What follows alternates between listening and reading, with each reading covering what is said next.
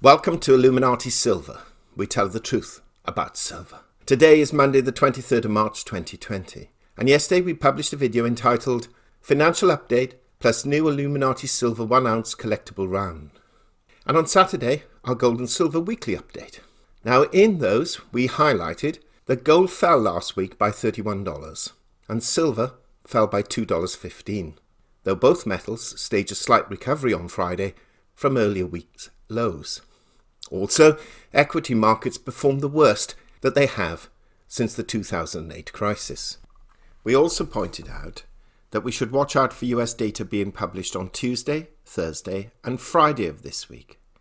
And we highlighted that Goldman Sachs predicted a 24% contraction in the US economy in the second quarter of this year. Now that said, we further pointed out that there may eventually be some light at the end of the tunnel if China is anything to go by. In that, the Deputy Governor of the People's Bank of China commented, quote, "Economic indicators will likely show significant improvements in the second quarter, and the Chinese economy will return to potential output level rather swiftly. Based on payments, deposits and loan data since March, China's real economy is improving somewhat due to earlier targeted monetary policies," unquote. So suggesting there is light at the end of the tunnel and that it is just a matter of time. We also showed a brief video of our new Illuminati Silver 1 ounce coin, which will be given away free to silver members who've been with us at least 12 months, and we're keeping our fingers crossed that they can be dispatched this week, as they're now sitting on the distributor's shelves. So we thought that this Monday morning we would take a brief look at the financials, and gold and silver prices, of course, just to see how markets have opened and what is likely to happen when Wall Street opens later today. So we're preparing this podcast at 10:00 hours GMT, with UK and European equity markets already open, and we can also see what's happened on Asian markets overnight. Well, to be frank, it's not looking all that great this morning. Whilst the Nikkei 225 is up 334 points or 2%, the Hang Seng Index is down 1,108 points or 4.9%, and other Asia-Pacific indices are down between 3 and 5%. Europe too is negative, with the largest fall percentage-wise coming from the UK, with the FTSE 100 index down 217 points or 4.18%, followed by the DAX down 3.44%, the CAC 40 down by 3.19%, and the Euro Stoxx 50 down 2.91%. Futures on the S&P 500 and Nasdaq 100 indices dropped to their daily limits in early trading before coming off the lows as the session progressed. Stocks have also tumbled in Australia and South Korea, while India's plunged more than 10%, and the rupee itself sank to its weakest on record. Now, the fall in equity markets and futures is no surprise this morning, really, as the main political parties in the United States failed to agree on a quick boost to the economy with a $2 trillion stimulus.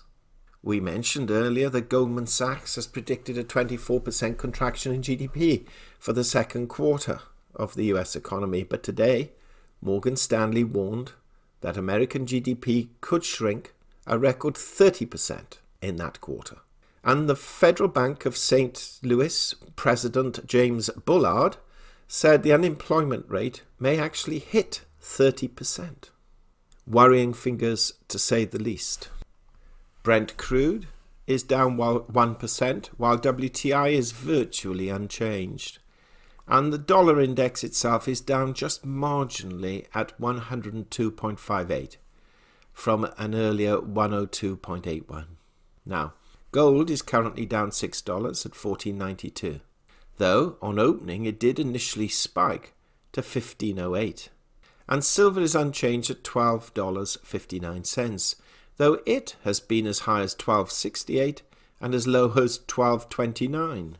So it clearly dipped quite significantly by some 30 cents, but then has recovered slightly. Now, for those who follow Bitcoin, this is actually down $329 today. at $5,835, though it has been as high as $6,448. So, like precious metals, but certainly like equity markets, a considerable seesawing in Bitcoin. So, we've mentioned the US futures, so we can expect a fall in equity markets when they open later today. And it goes without saying that we are experiencing unprecedented events, with markets reacting virtually upon any and every news announcement or statement. Now, if events unfold later today, which are dramatic, we will provide an update later this evening, or an early morning one tomorrow. However, we wish to draw your attention to a concerning announcement published by Bloomberg this morning. We'll quote an excerpt for you. Quote, real estate billionaire Tom Barrack said the United States commercial mortgage market is on the brink of collapse and predicted a domino effect of catastrophic economic consequences if banks and government do not take prompt action to keep borrowers from defaulting.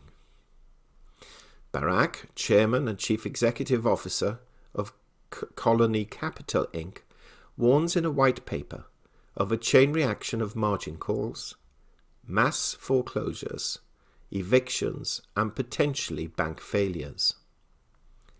Loan repayment demands are likely to escalate on a systemic level, triggering a domino effect of borrower defaults that will swiftly and severely impact the broad range of stakeholders in the entire real estate market, including property and homeowners, landlords, developers, hotel operators, and their respective tenants and employees, he wrote, unquote.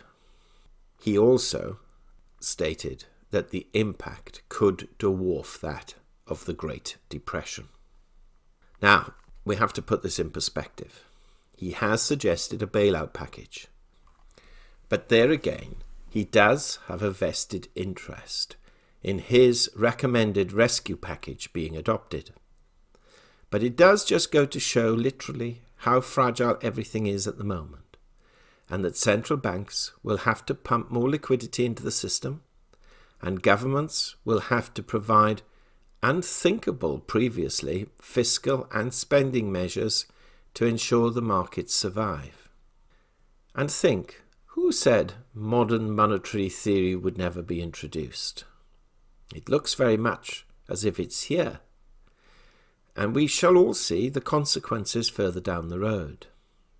Arguably for now, it may very well prevent an all-out panic and collapse. But undoubtedly, at some stage there will be a cost associated with it.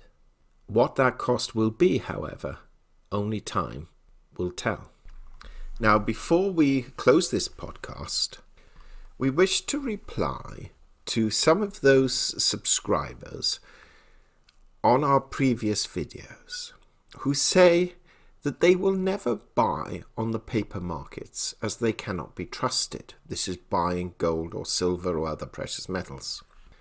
Now, we generally would tend to agree, but we also wish to point out that bullion dealers who buy their products either directly from the mints, otherwise known as authorized dealers, or those who buy from the authorized dealers or wholesalers, known as retailers, if they are of any size, will use the paper markets, usually via futures, to hedge their purchases in case prices move against them.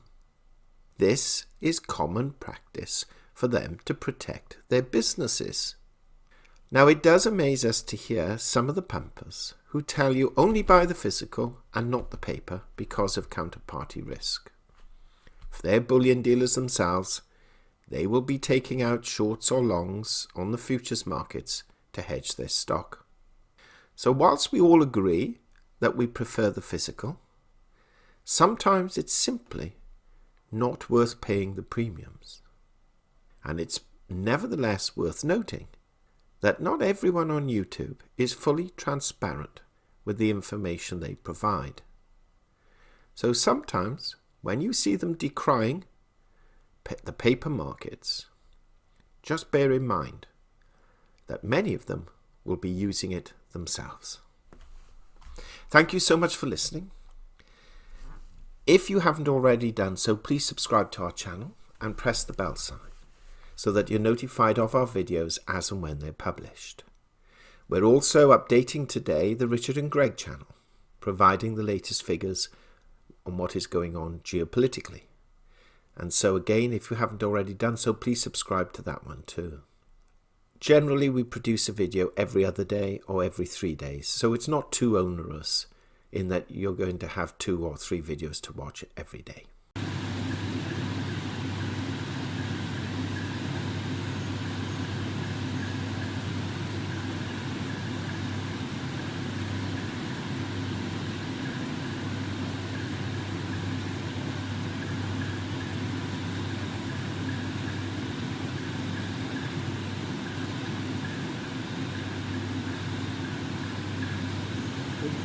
We hope you have found this video interesting and informative, and if so, please give it a thumbs up and share it on social media. Please ensure that you have subscribed to our channel and press the bell sign so that you are notified of any future videos.